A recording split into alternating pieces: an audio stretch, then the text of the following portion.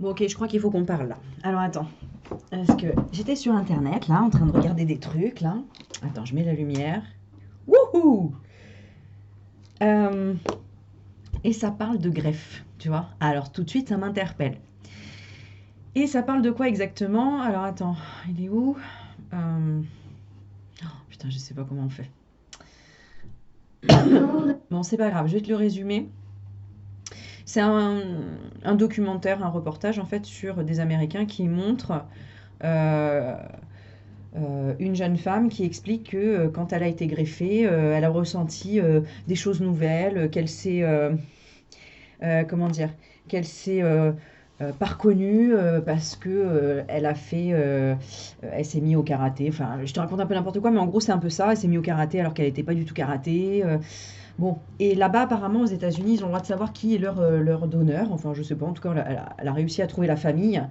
Et en parlant d'un tas de choses, ils se sont rendus compte que effectivement, c'était des informations pardon, qui venaient de ce donneur qui était décédé. C'est-à-dire, quand elle est sortie de sa greffe, direct, elle est allée manger, je sais pas moi, des trucs de poulet, ce qu'elle disait. Et elle disait, d'habitude, des beignets de poulet, voilà. Et elle disait, non mais jamais je vais manger ça d'habitude, quoi. Et la famille en face a exprimé, a dit, mais oui, il adorait manger les beignets de poulet, quoi. Tu vois. Ça paraît super anodin, ça paraît super farfelu, ça paraît fou.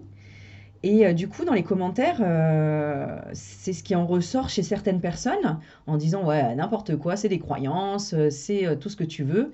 Et d'autres personnes qui en sont convaincues, et d'autres personnes, moins dans les commentaires, du coup, un moins grand nombre. Excuse-moi, hein, je parle vite parce qu'en fait, j'étais enfin en train de faire mon ménage, j'ai rien à voir, tu vois. Et je regarde la vidéo et je me dis tiens, mais j'ai bien envie de balancer un petit truc quand même, histoire d'eux. Euh, de parler de ça et de vous demander vos avis d'ailleurs par rapport à ça.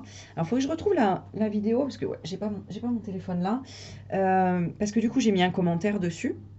Et du coup, bah, je reçois des réponses, tu vois, de temps en temps. Et ça me rappelle que, ouais, non, il faut que je fasse une vidéo vraiment, vraiment, vraiment, vraiment là-dessus. Parce que bon, vous savez que j'ai été greffée 2 fois d'un rein.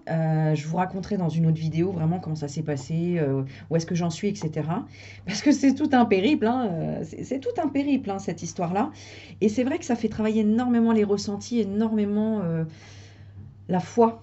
La foi, parce qu'il y a beaucoup de souffrance dans ce parcours-là, il y a beaucoup de réflexion, il y a beaucoup de prise sur soi, c'est-à-dire d'apprendre à prendre du recul, à respirer, à accepter. Parce que bon, déjà quand tu te dis bon, il me manque un organe, il faut que j'accepte déjà l'organe d'un autre si je veux continuer à vivre. Déjà, voilà, tu commences par cette réflexion-là, tu fais waouh. Parce que tu sais, quand j'étais jeune et que je me suis fait greffer à 21 ans, il y a plein de gens qui m'ont dit waouh, mais t'es courageuse parce que je sais pas comment j'aurais réagi, moi, le fait de recevoir un organe décédé, quoi. Alors, déjà, c'est pas un organe décédé puisqu'il est vivant, justement, vu qu'on on vient me le transplanter. Mais d'une personne décédée, oui, en effet. Et justement, si tu regardes le côté positif de la chose, tu dis, bah, je peux que honorer. Ouais, j'ai des émotions qui remontent parce que tu peux que honorer.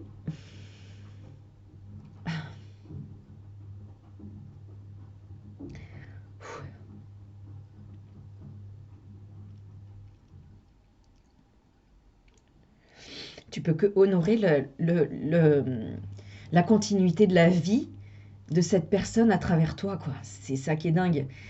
Euh, Vu comme ça, peut-être que quelqu'un m'écouterait et se dirait elle est complètement folle. Et puis alors, ouais, enfin, est-ce qu'il y a besoin d'autant d'émotions pour dire ça? Est-ce que...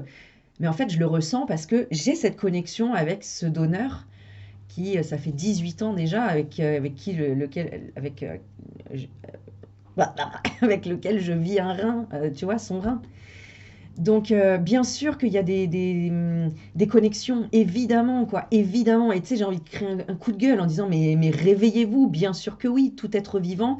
Il y a un mec d'ailleurs qui donnait un exemple en disant, mais euh, dans le botanisme, agronomie, quand on greffe un arbre, bref, mince, enfin une pousse, un truc, euh, l'arbre prend la caractéristique aussi de la greffe, tu vois, du truc greffé, quoi.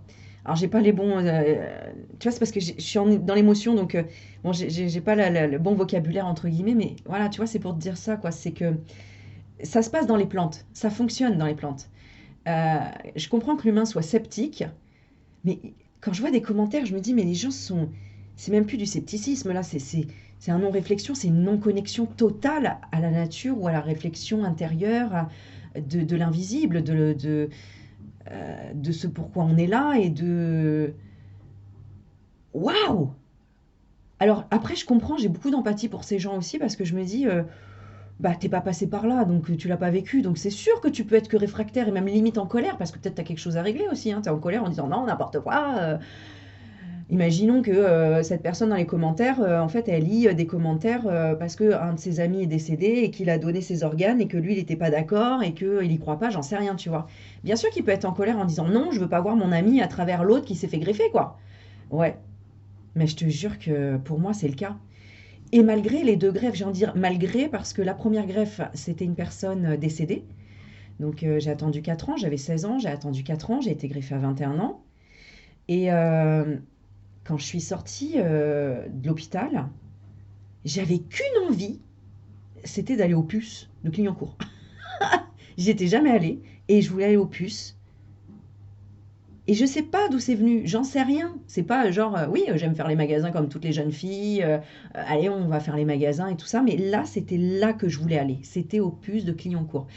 Alors, il y en a qui vont me demander, mais voyez, est-ce que tu sais qui a été ton donneur et tout à l'époque?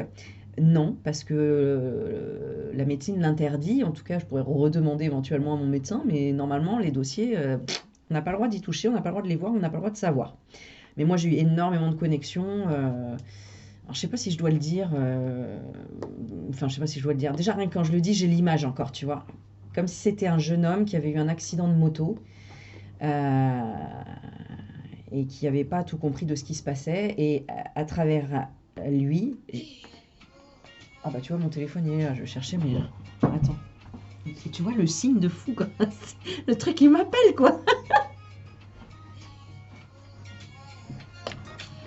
Bon, alors du coup, je fais la petite pause.